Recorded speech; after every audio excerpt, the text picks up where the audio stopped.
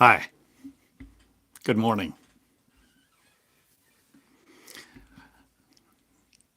My name is Theodore Cottingham, and I'm glad you're here. I appreciate you listening,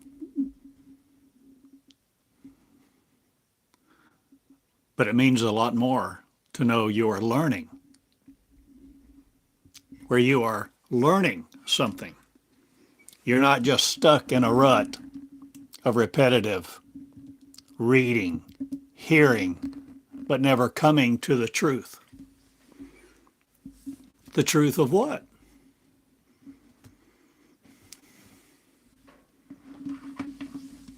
Let us come to a truth. Consider with me the level of truth that needs not to be approached as religious.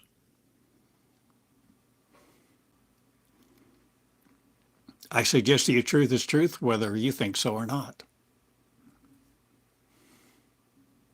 whether I think so or not. There is an aspect of reality, and this is not it.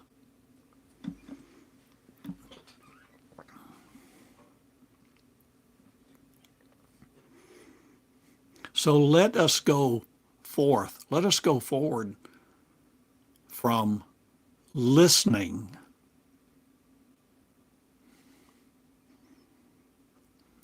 and believing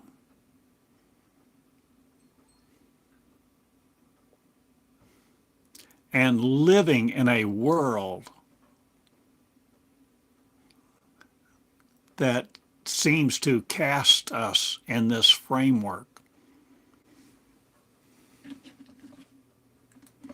And let us be more strategic about coming out of it. So I entitled this lesson,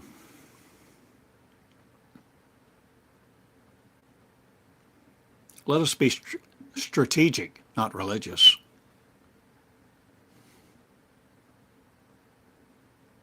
So to have a strategy, a goal and a strategy. Let us think about these things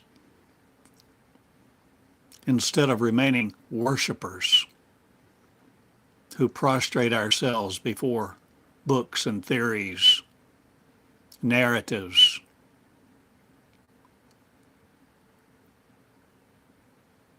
and even worshiping our experiences that we have had with them. Let us no longer worship an experience we had 20 years ago when we were a kid, yesterday.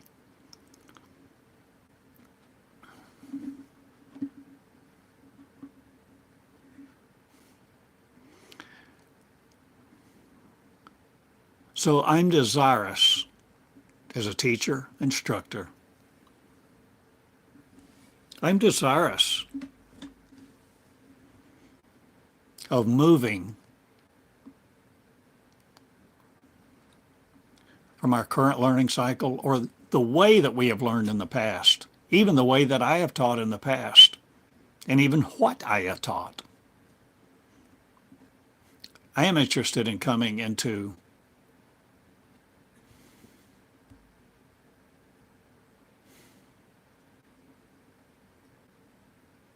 a level of learning, a level of knowledge that's way beyond a level of awareness.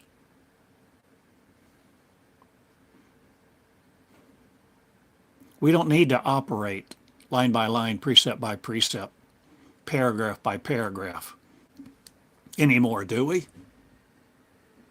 Neo, I want to download. Oh,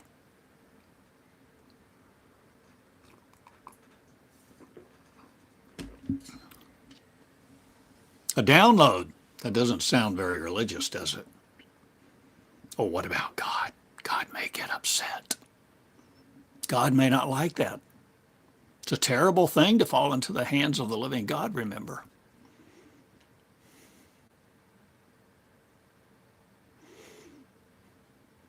So in recent months, I've talked a lot and I've contrasted and said directly, God is not love. And I've taught the difference between unconditional love and conditional love. Love that has conditions.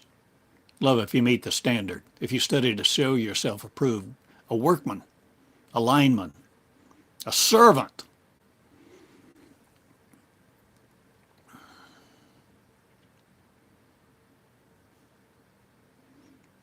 I'm no longer trying to please God. I'm no longer limited to that terminology, and I'm asking you to begin to loosen your hold on that terminology, the religious nomenclature, parlance, the verbs, the nouns that form paragraphs and stories and pictures that so limit you, me, everybody on earth. I'm asking us to come out of where we've been.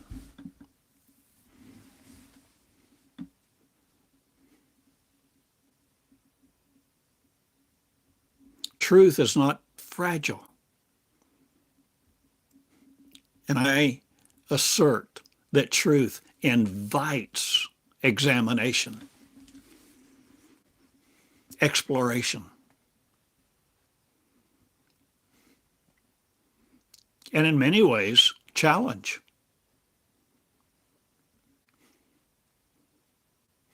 Truth invites curiosity.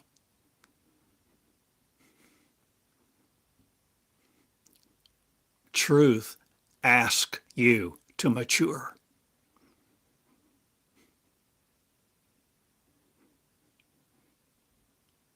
We are a race no longer trying to please God. Please somebody in the sky.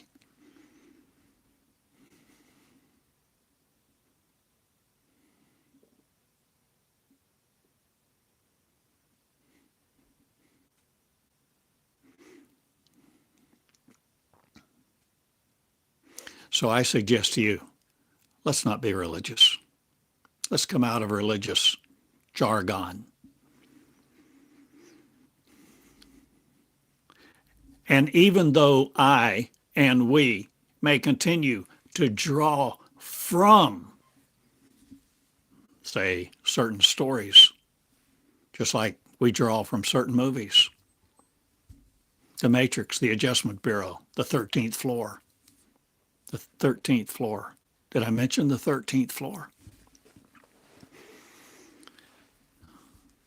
We begin to see a story that is not created by religion.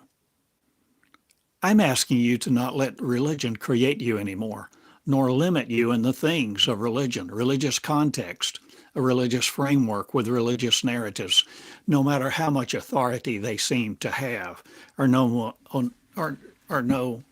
matter who threatens you with what.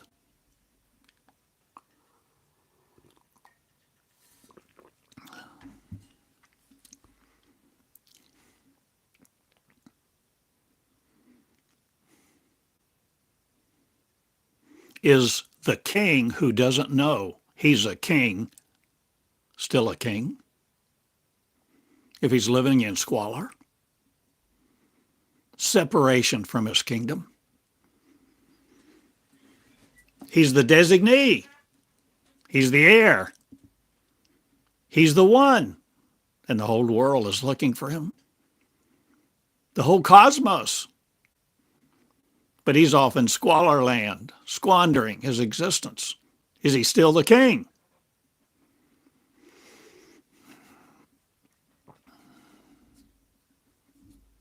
So no matter how do you choose to answer that, yes and no, you see, all of a sudden, yes and no may not be opposite. He may be the king. He doesn't know he's the king. So he's not wearing the king regalry, finery. He's not eating at the king's table. He's eating with the pigs.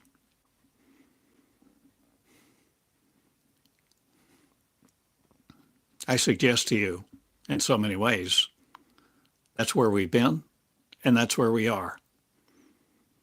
And now we're choosing to come out. You see, I suggest to you,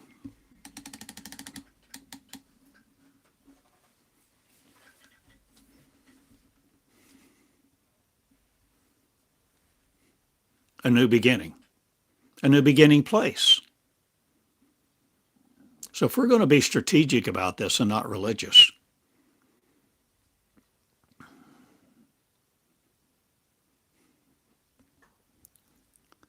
what is our strategy is not the first question. The first question is, what do we want to accomplish? What is the goal? What is the vision? What are we going to be strategic about? So you see, when I'm talking strategic, so I'm talking classrooms, laboratories,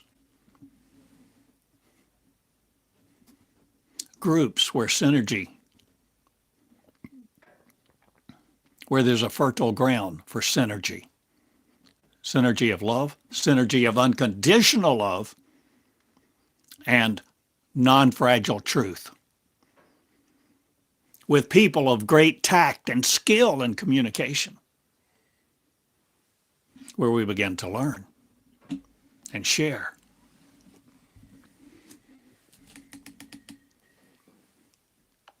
So let's reframe where we are and where we're going. See, I suggest to you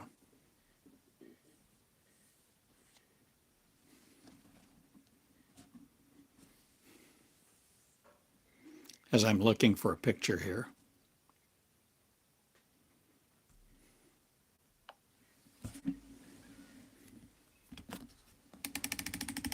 I suggest to you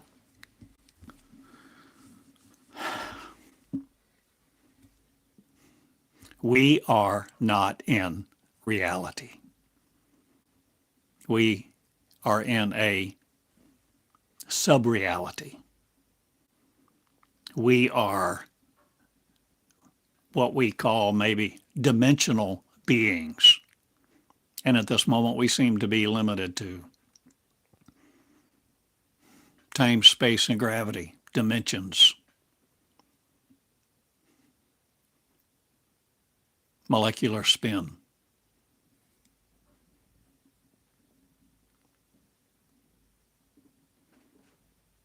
But I suggest to you, this is not reality.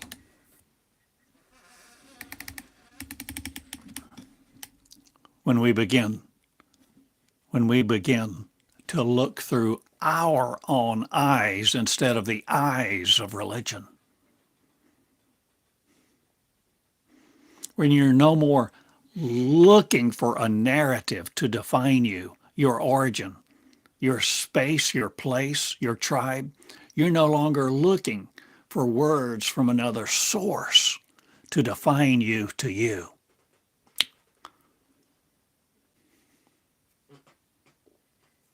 We begin to see a different story and have a different dependency.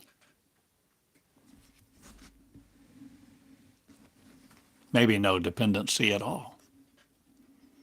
We start relinquishing our dependency on God, prayer, a Bible, preachers, the religious story. So in being strategic, let's understand where we are.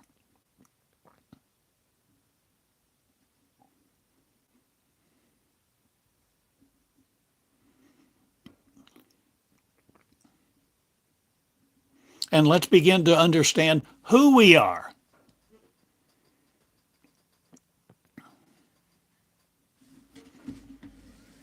And I suggest to you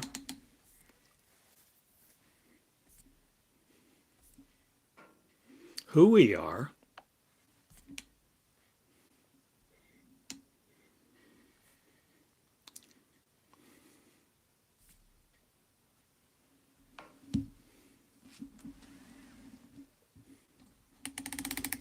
begins to take on a whole new definition.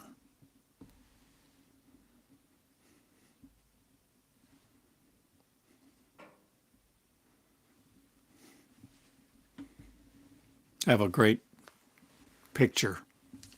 It won't take time to try to find it. Who we are, I suggest to you, my friends, the Creator and the createe, that you are the same one.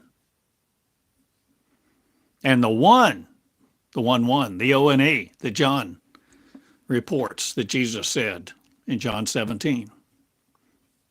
Here I go drawing from the words in red, that Jesus prayed that we might be one, the Creator and the created, the Creator, the createe. We have thought we were createes. We were the createds. And thus we imbibed, we ate the deception of who we are.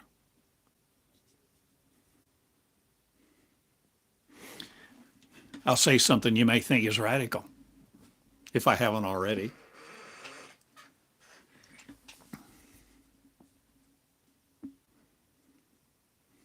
But I'll explain, I'll elaborate.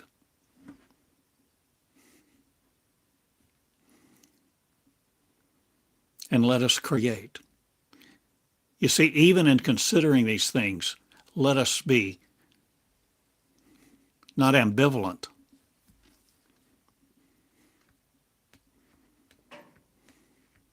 but resilient.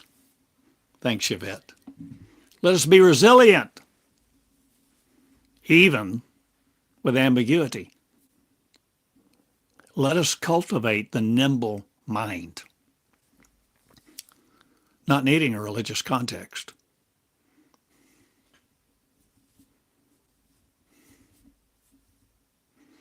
I suggest to you in so many ways,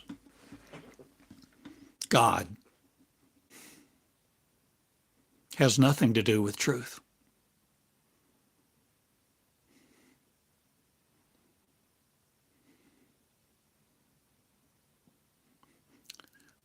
As I was pondering and dealing with this morning, and the lesson to come forth,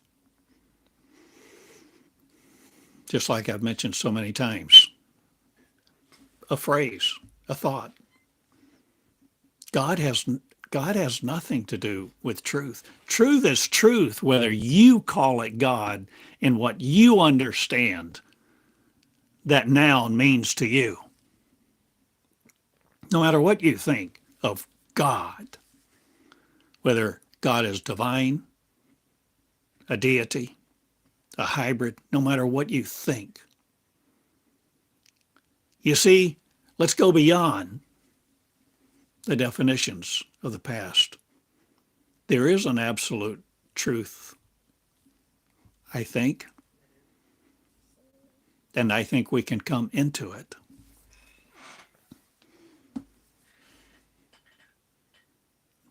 And coming into it, crossing the line of demarcation to become dimensionless beings of light.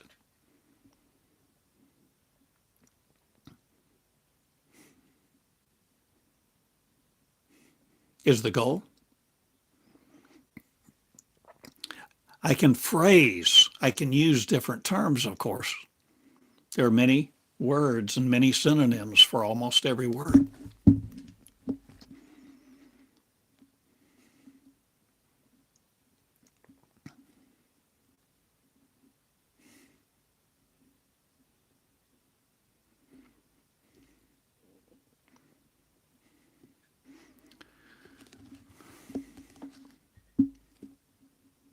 Let us learn to be strategic.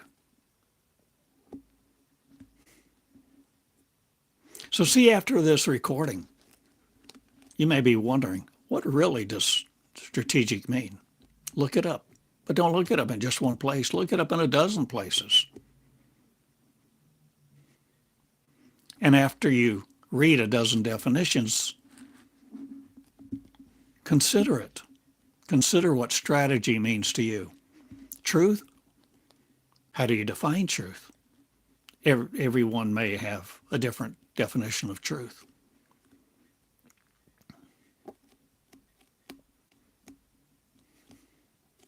You see, I'm no longer in a pew. I no longer pray like I did for most of my life, many decades. Because in my quest to know God, that was my name for it. I thought God was love. And so I had the words, I had behavior practices, protocols that I subscribed to.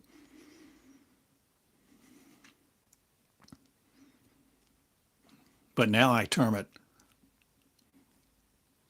unconditional love, the substance, the force, the life force of unconditional love.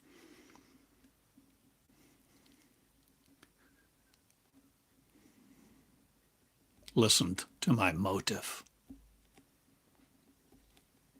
And my motive was not to comply. My motive was not to learn about the book.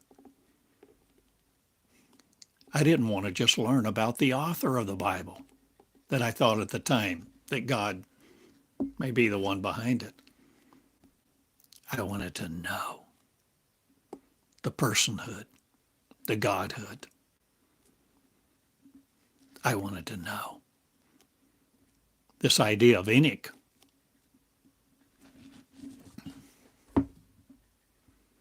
The idea of Elijah never dying, going up in a chariot of fire. The whole idea of Jesus, the center point supposedly of Christianity, yet week after week, month after month, year after year. I didn't hear that much about Jesus. It was all about, most of it was about the church and the writings of Paul. Serving the church, serving God, being in church, tithing, evangelism, discipleship, servantship, drilled into me for years and years and years. But there's more to the story. I decided I wanted to know who's behind the controls, who's organizing all this, what's really going on. So let's be strategic and not simpletons anymore. We can come as a child.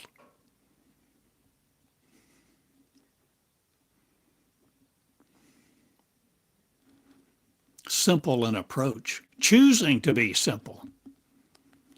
And that's far different than being a simpleton. So let's choose to be strategic, shall we? I don't know exactly where I'm going with regard to the next few minutes in what I say. As I teach surrenderedly, I teach from my thoughts.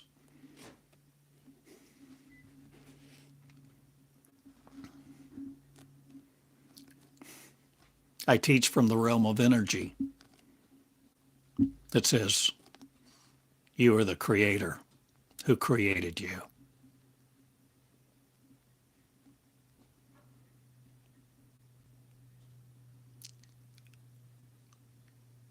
Let's accelerate our learning beyond line by line, precept by precept.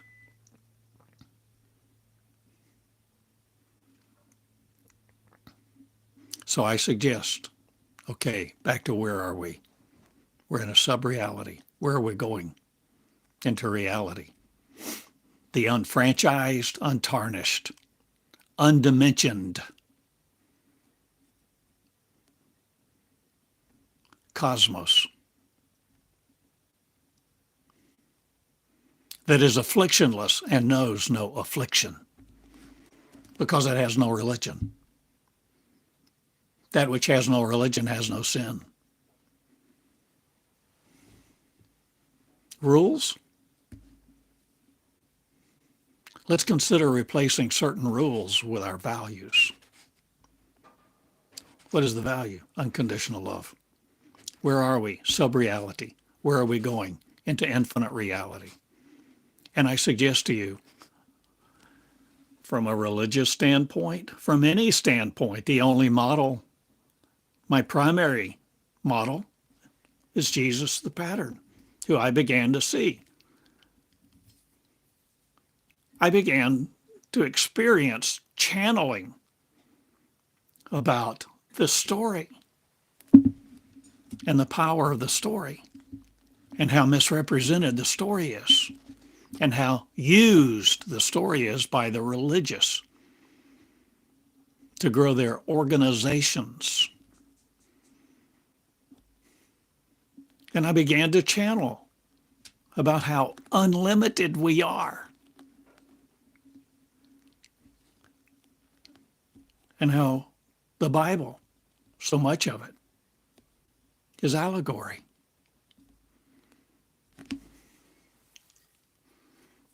I didn't say nonfiction allegory or fiction allegory.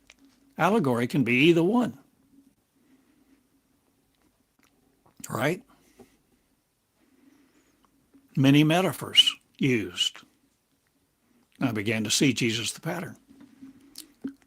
So let's be strategic. Where are we in a sub-reality? Where are we going?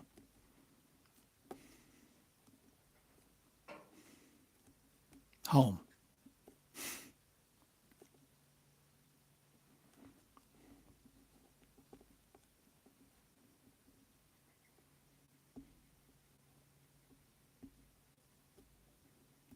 In the reality of unconditional love, we operate as beings of light, beings of energy, energetic beings of light. Not limited to time, space, and gravity. The resurrected body, the resurrected life, the resurrected energy, the resurrected intelligence of one that connects across time and space. So you see, we have been so held back, demented, destroying each other with our teaching, the blind leading the blind.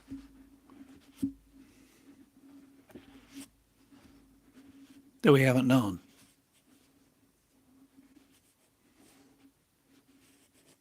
How to fly.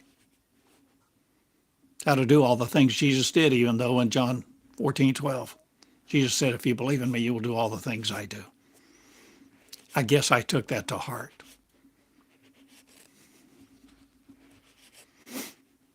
But I channel day after day. I've been channeling for much of 21 years. So I taught and taught and taught and taught and taught and taught and taught and taught and taught and taught and taught the best I know how. But somehow I feel like I need to change. Let's be more strategic. Let's grow up. We're no longer in grade school, high school, or college. This is about the cosmos. This is about the creator of the creators. This is about you, my friend.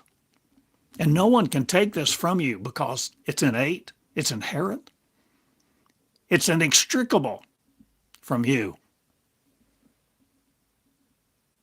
if you have any love at all.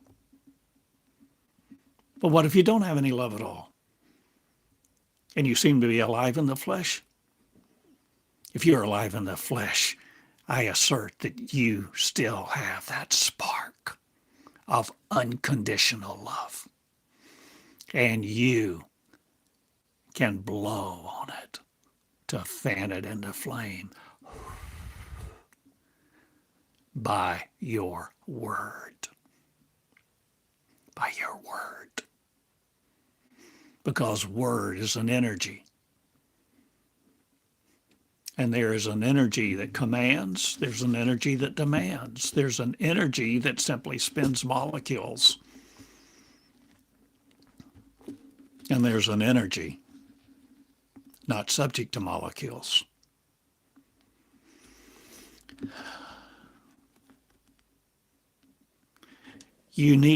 Please understand where I'm going. Are you going to follow the white rabbit? Are you going to learn what the matrix is? Are you going to change the ending script for your life?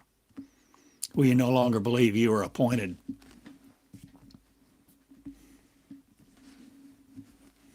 unto death and then a judgment?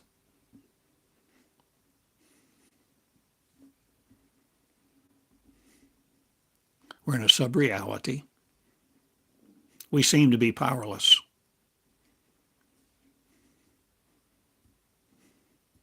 And everywhere we turn,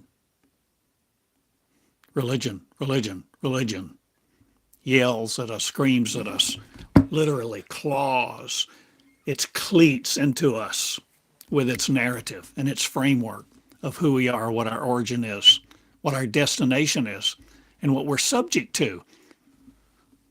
But I'm no longer studying the subjects that they subject us to.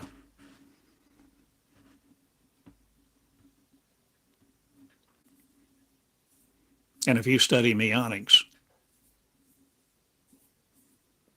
in the School of Creation with me,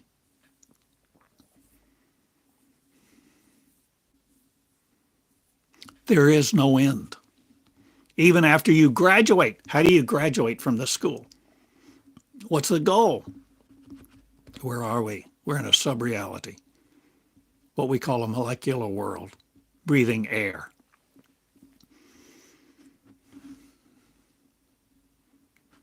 And we understand a lot of things about this world, and yet very tiny amount. Because remember, the visible energy spectrum is but a almost infinitesimal amount of the entire spectrum of energy. We see through a glass darkly. There I go again. I know I have so many references. Well, I studied this stuff for years and years and years. So I referenced it a lot of times, not even meaning to.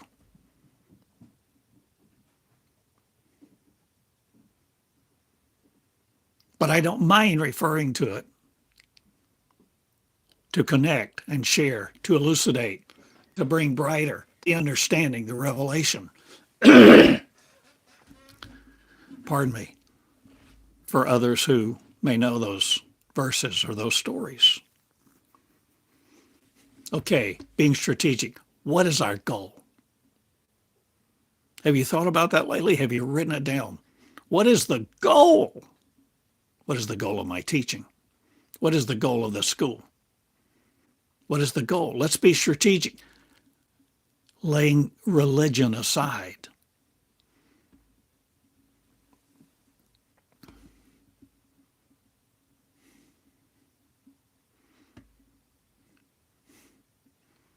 So I can say it several different ways. The goal is to become the real you. The real you that is not limited to your flesh. You're not limited to your neurons. You're not limited to the molecular world.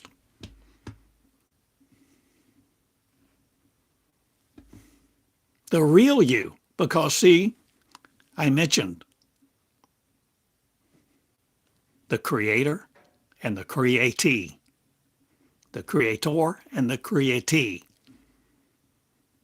That's you. You're the same one. We haven't understood that we were our own creation because we've attributed our power to separation, the mind to control us in this sub-reality says we're not God. And so then we believe we're not God. So we believe the lie, the great deception. You, my friend, created you. I created me.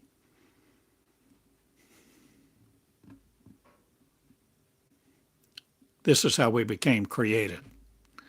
We were a race of light people, unlimited in the cosmos. But we got together, formed a team, a company of angels, a company of angels that wanted to do our own thing, create a people, and experience our people.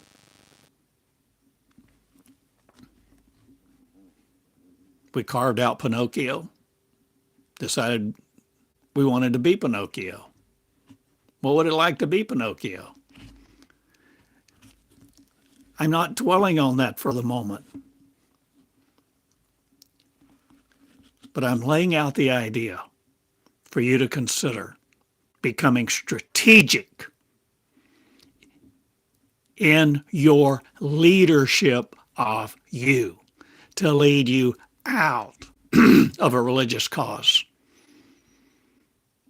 to lead you out of religion that wants you doing the same thing week after week, year after year, expecting a different result.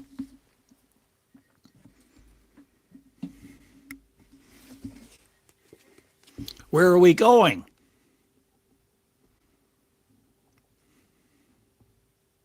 We are learning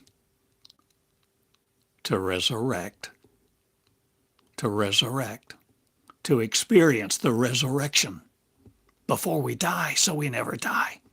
That is the goal. At least one of them.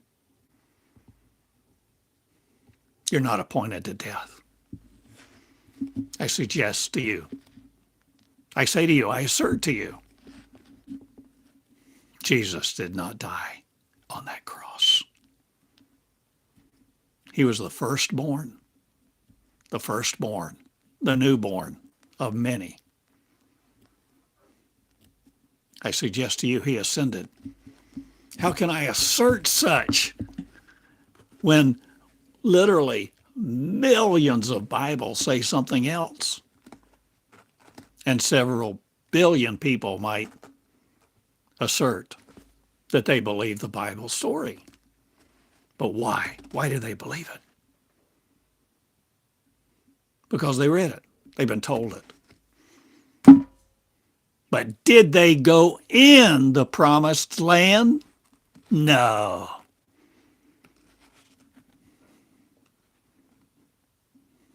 Where is the promised land? It's the cosmos undimensional. And it, my friend, is inside of you. The kingdom of, look not to the right or the left, the kingdom of God, the kingdom of heaven is within you.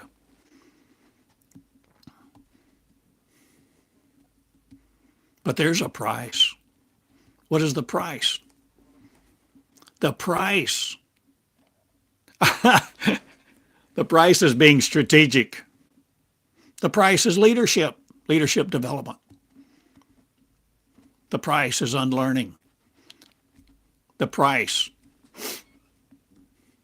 is learning to be skillful so that you take a cleat remover and remove the cleats of religion and all of its demands and fear-mongering and creation of ideas and images and pictures of heaven and hell out of you.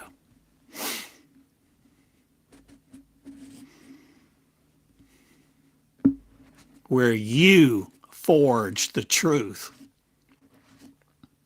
because you are the forger. You're the blacksmith. You're the creator.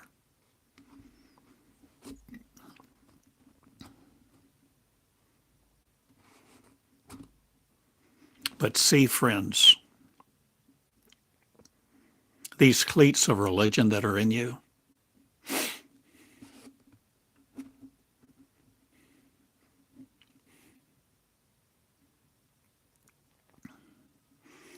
if you remain in the war, the battle of good versus evil,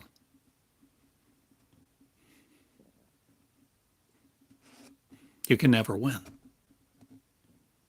It's an unending battle because it's non-existent in the way that we have been taught. The only way to get where we are going is when we lay down the fight. Because as long as we fight, we are utilizing our power to empower that narrative. We are empowering the battle. By saying we're going to fight evil, we're going to dress in our fatigues and our army boots today. And we're going to run in place and run in place and run in place. And by running in place, saying the same prayers over and over and begging, being a servant, we're going to win the war. And then finally we get tired and go home, take our fatigues off and watch TV. And do it the next day.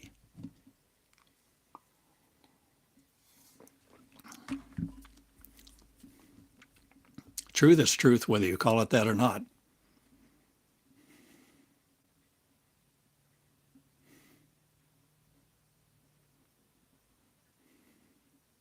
The God story is not truth. It is metaphor. It is allegory. We were it, we are it. And yet, even in saying that, there's an understanding required.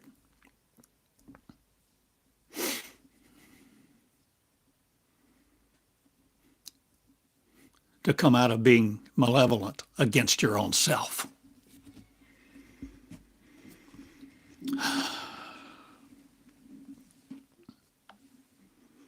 So how are we going to do this?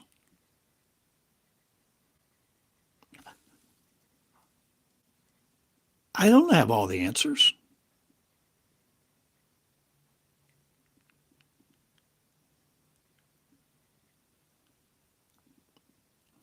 There's a lot I can share. Honestly, there's so much I could share. But can you now bear it? Remember when Jesus said, Jerusalem, Jerusalem, how many times I would have gathered you under my wing, but you could not bear it. I have much to say, but you could not bear it. Are you going to follow the white rabbit only as far as the pew? Only as far as the altar rail?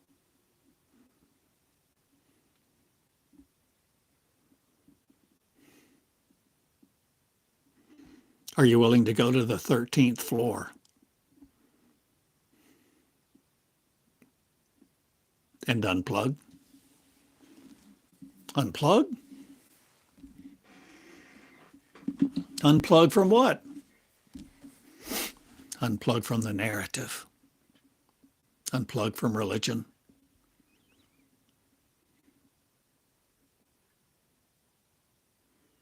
I'm not perfect. I don't have all of your answers.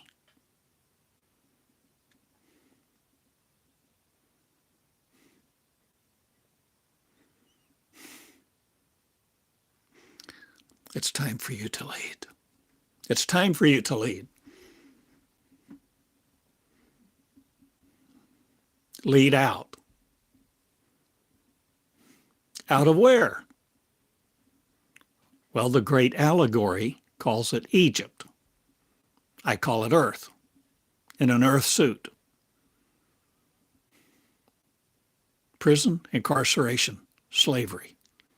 Slavery to the flesh, slavery to our ignorance. And yet truth is truth. But we do have a metaphor. We have an allegory.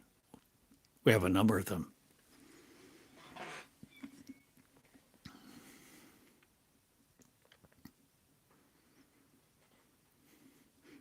And so many have come out to a limited degree, wandering, wandering, wandering, wandering in the desert, never entering the promised land. Israel, the promised land. Israel's not in the Mideast. Israel is not molecular, not the one I'm talking about. It's a name in the great allegory for the promised land. Where's the promised land and how do you get there? This is what we want to be strategic about instead of religious. We know what religion will do.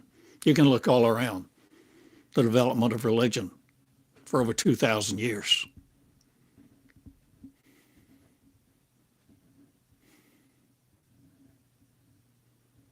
The religious icons, the religious stories,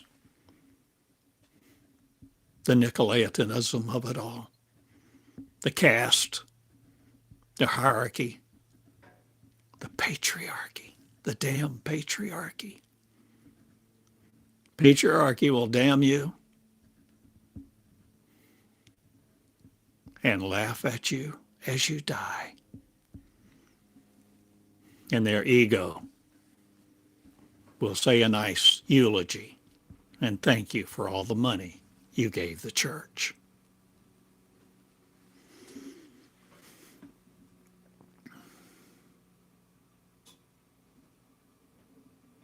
We're coming out of the story.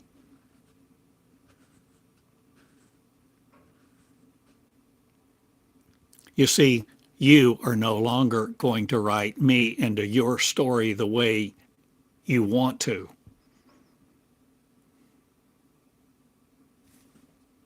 Because I'm writing my story and you're writing yours. You're writing your future right now. We are making our decision every day. How do we take these cleats of religion out of our brain, out of our mind, out of our neurons, out of our behavior, out of our thinking, our existence?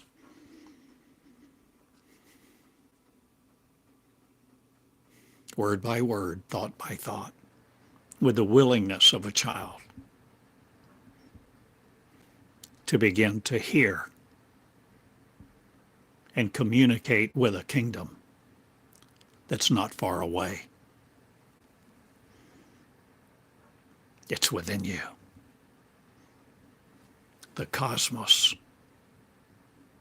is within you. It may seem very abstract, hard to get your arms around. Hard to conceive of us creating us. Hard to conceive that we have the ability to walk on water, feed the 5,000, feed the 4,000. And it's interesting.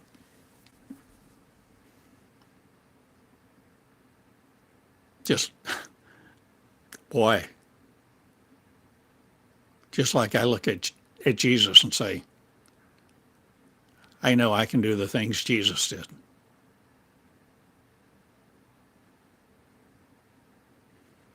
How did Jesus know that he could feed the 5,000 with a handful of fish and bread?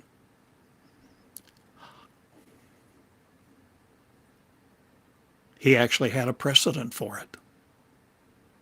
You can find it in the Old Testament. I don't need to tell you chapter and verse. I don't need to answer every question. If you're not willing to dig it out, I'm not your man. I'm not your teacher, not even for a moment. This is Leadership 101, 901.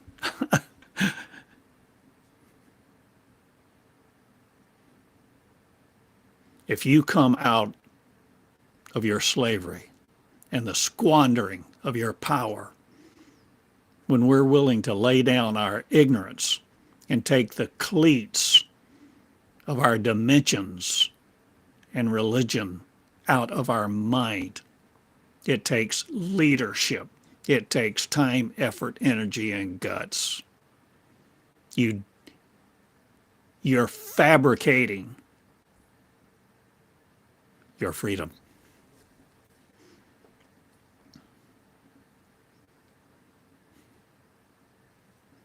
There's no vicarious atonement.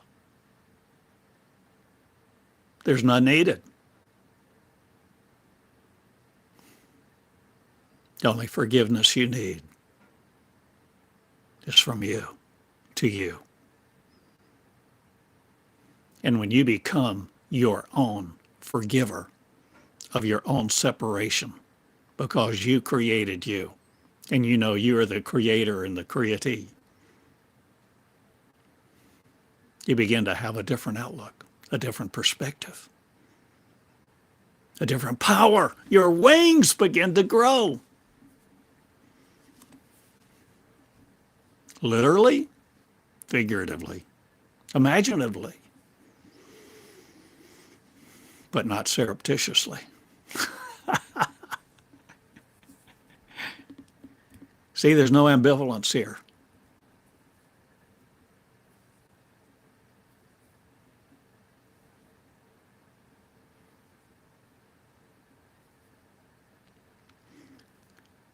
I will continue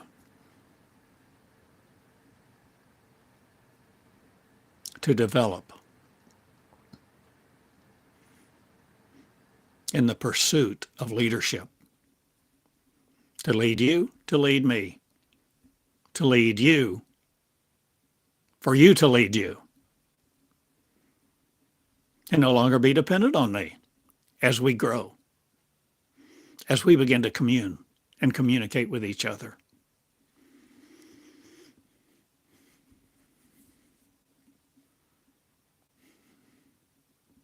I love you. I ask you to consider these things. I ask you to consider these times as being in class. I ask you to come to class prepared.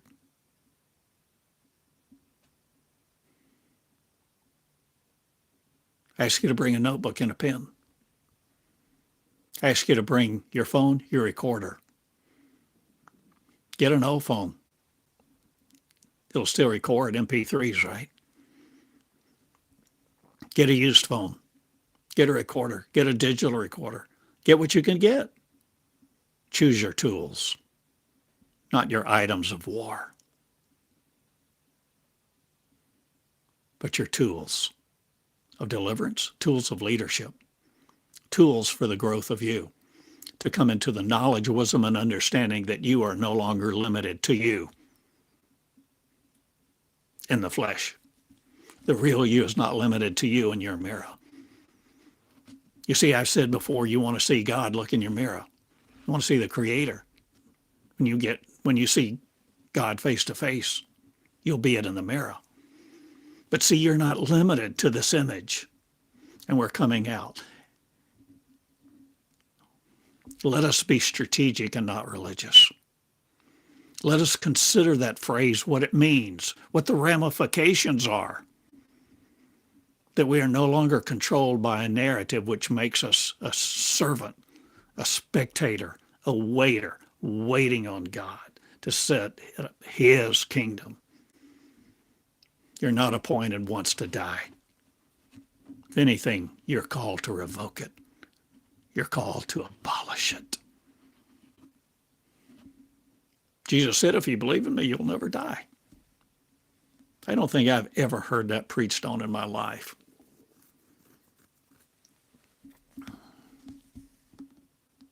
But who knows? I suggest you're the unlimited you. And your kingdom is waiting on you to enter it.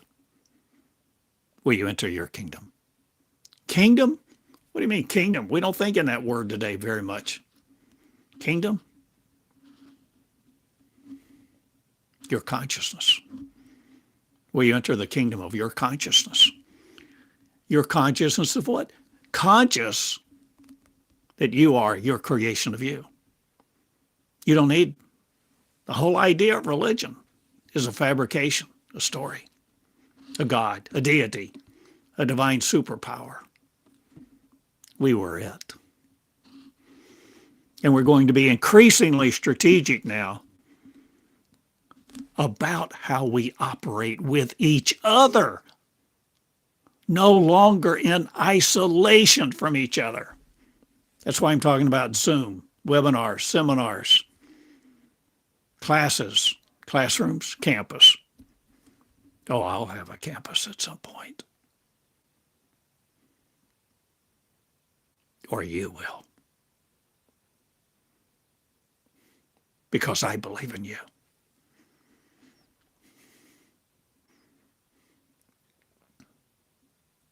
This is not about saving the soul. This is about laying down religion. This is a session on laying down religion, letting go of the things that have brought us to the point, this great point in time, stagnant. Most of us are stagnant, putrid.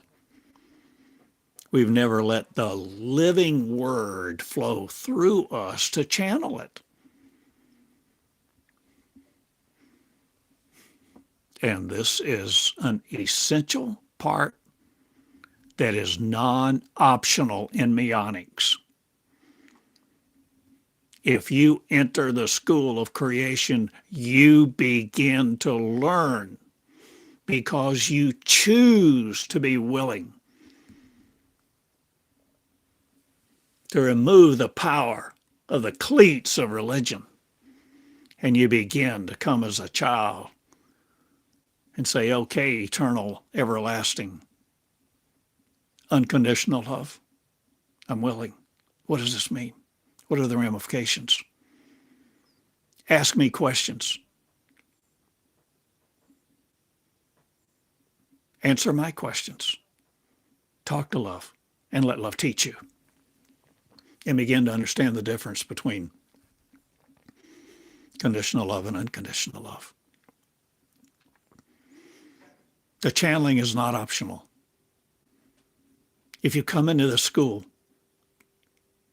don't forsake the Meonics covenant. Don't forsake Jesus the pattern. If you want a copy and you don't have $10, I'll give you one.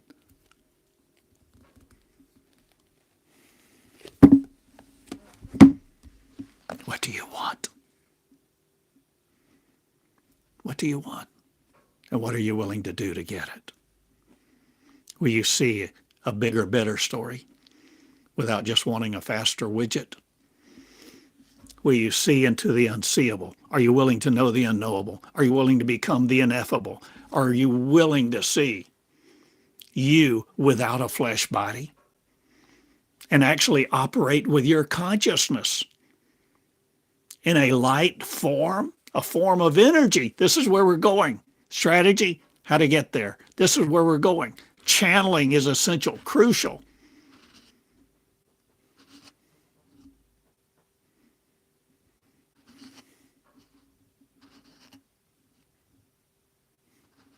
I love you.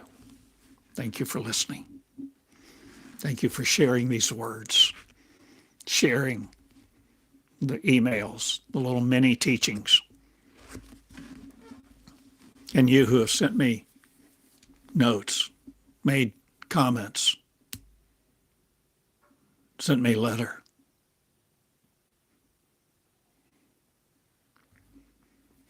Thank you for your encouragement. Thank you for your help. Thank you for your love for each other. Why do we do this? We are not doing this to escape hell, to escape slavery of the flesh, to go to a blissful heaven. It's to be who we really are, no longer deceived by deception.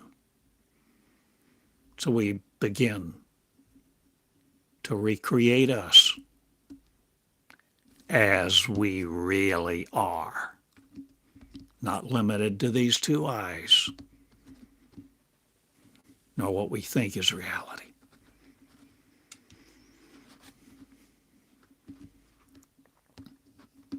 But it's not like so many think. It's not that we experience the resurrection and we made it. We're out of here. Gone.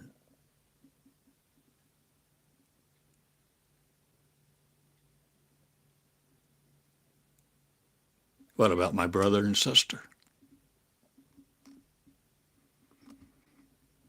What about your family, your parents? What about the people on the other side of the tracks, the other side the river, the other side the world? What about the millions who don't have enough to eat, who are in prison, cold?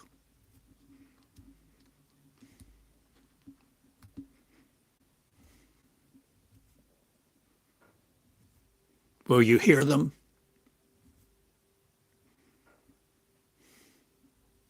Will they hear you? Are you willing to break the bread with them?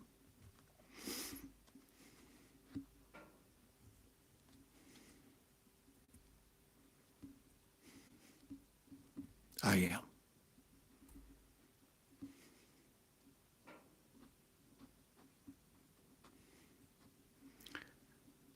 This is our goal.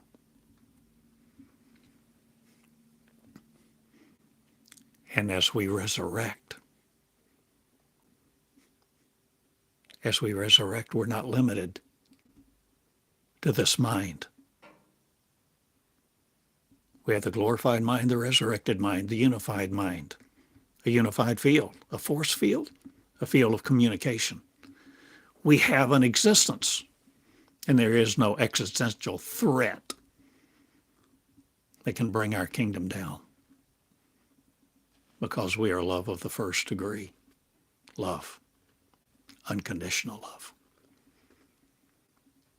That all may know, that all may become one. The one, the intelligence, the interconnected one. The one that doesn't need YouTube to even communicate, nor a plane ticket to cross the country. This is where we're going. Let us be increasingly strategic about it. Let our leadership arise in your leadership to no more be led by a whim here, a whim there, or somebody else's whim of you.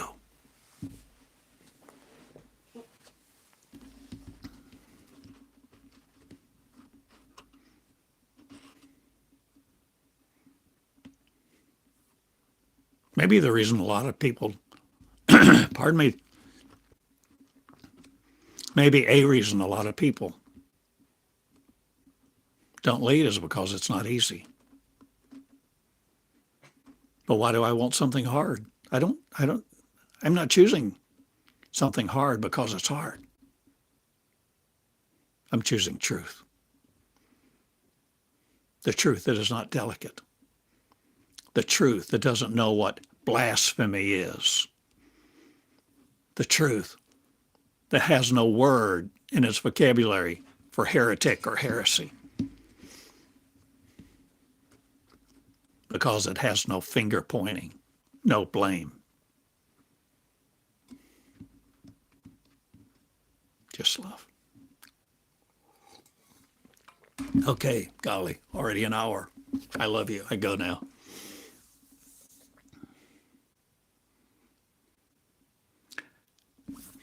I'm asking you to grow up quickly.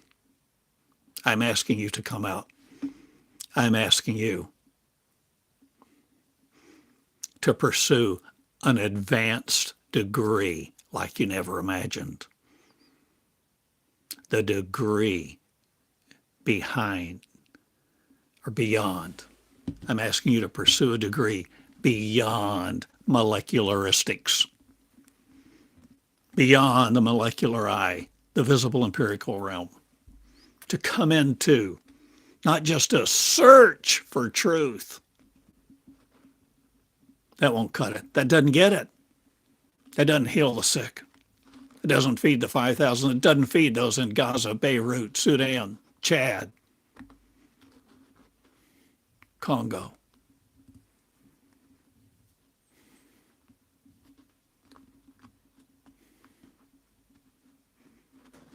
There's another life, and I'm asking you to enter it. I'm asking you to learn to be strategic, and don't think I have all the answers. I may have a degree, in strategic leadership, and I do. But it's not about me. And it's not about me staying in this chair. It's not about me always living my life behind or beside or in front of this microphone. It's about you, my friend. Leadership development. You need a mentor, an encourager, a cheerleader.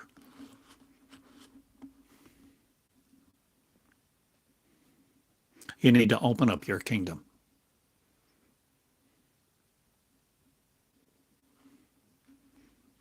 The giants will stand in your way as long as you let them. The giants of thought, the giants of authority, the giants of previous decisions that enslave and torment. But you, my friend, are the freer of you. You are the freer of you. And I ask you to free you and each other. Good day. Thank you. See what I say? See what I've said? Make a recording. Make an outline of this teaching.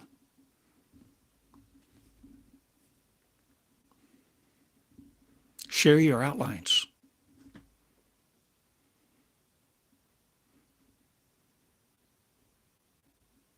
But see, in common molecularism, in common normalcy, if 10 other students share their outlines with you, do you read them just to compare them and then feel bad because you know yours isn't as good as the other 9? Or are you going to read with different eyes with a different heart? Are you going to become the nimble heart and learn from each other? In this school, it is crucial, essential, of paramount importance that the paradigms of the past do not enshroud us and keep us in the world of comparison. Oh, I have more, you have more, she has more. All of that is finite thinking. To be strategic, to lay religion down, and to be strategic about who we are, what our capacity is, where we're going, and learn to do all the things Jesus did and more now in this society, this culture, and this day and age is before us.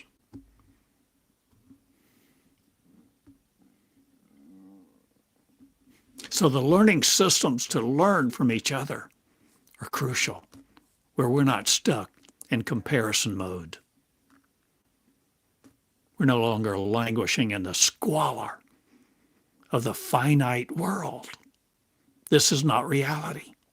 The finite world is a sub-reality.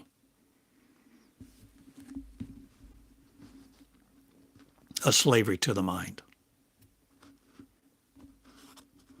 And that's why channeling unconditional love is crucial. And to learn from each other. I remember my doctoral program.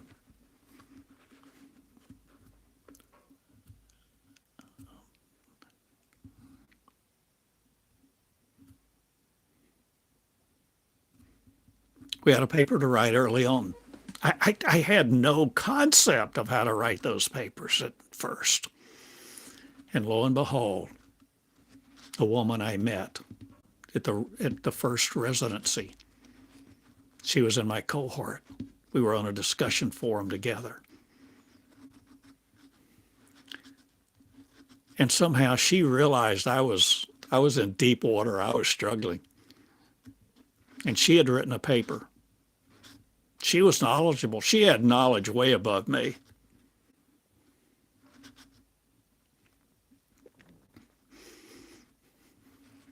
She sent me a paper that she had written.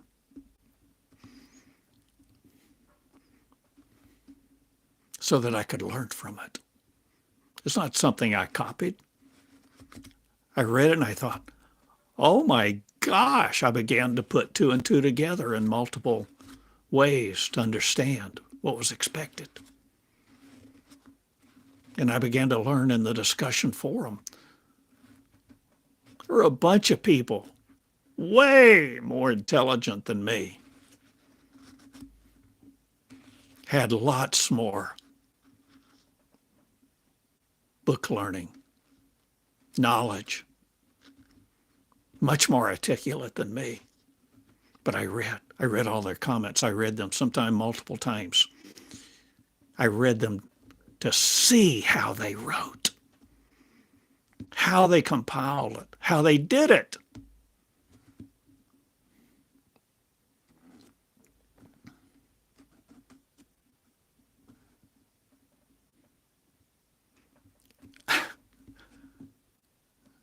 I may have learned more from them than I learned from the professor.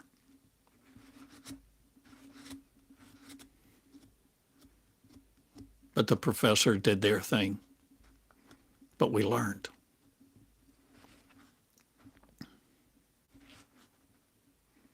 And this is a school. And we must learn how to learn from each other without debasing ourselves. It is crucial. Where comparison, what I have, you have, they have, is no longer relevant. You give it no power. In fact, you begin to appreciate them and their knowledge and the fact that they're sharing it. We come into a different value system. And we value the people that know more than us in certain areas than are willing to share it. And rather than try to bow out because we feel inferior, we'll no more let the feelings of inferiority determine who we are around or who we learn from or where we go or what we pursue. Do you hear me? Let us lay down religion. Let us be strategic. Let us love each other and commune with each other and communicate with each other and appreciate each other. And if you're demanding, don't come here. If you come with a list of expectations, don't come here.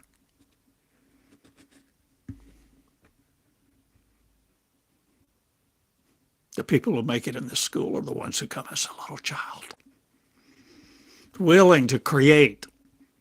Willing, so humble, you become so humble, you begin willing to see you are the creator of you and begin to do so with each other, with the frame of reference of being strategic, of being one mind. You see, you can't be isolated any longer. There's a synergy to take place. There's a love to feel. There's a love to give. There's a love to encourage. There's a love to cultivate. There's a love to create with. And let your love create now in unlimited fashion and form with each other without fear. This is my message. Take my message. Please.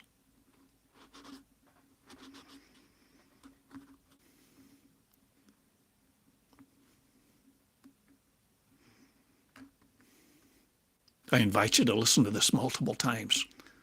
So many of my channelings I've listened to multiple times. So many of the Meonics covenant lessons I read and reread and reread. And I spent hours every day. And I would read something and I'd see a word and I'd go search on that word and I'd find where it was used in other lessons.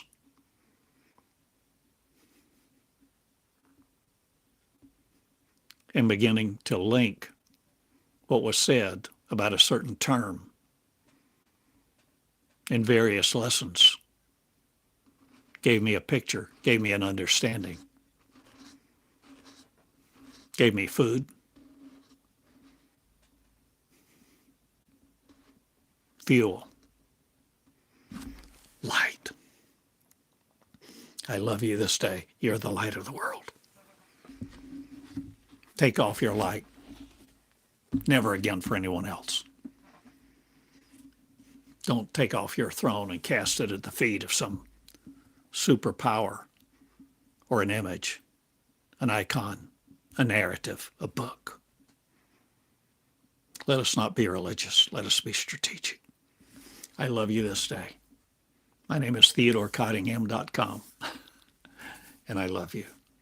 The School of Creation, for you to create the new you, the real you, the powerful you, because so many people need you.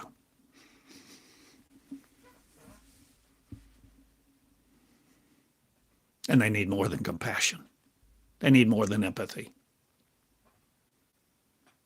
They need food. They need heat.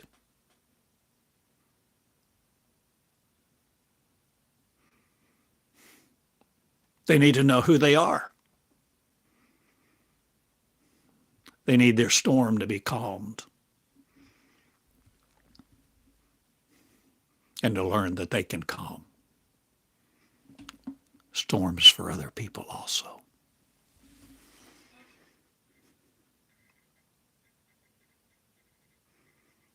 Okay, done for now. Thanks for being a part of this school.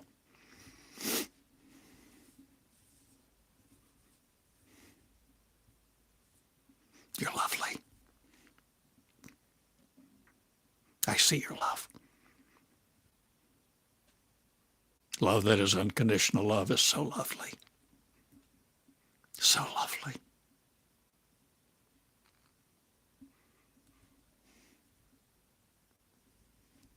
I've known you before. Have we met before? Long ago, far away. It's for you to answer. I love you. I go. Share these words. Share your love. Let your love out the box. Let your love out the box. Love them all. See ya. Love. Good day.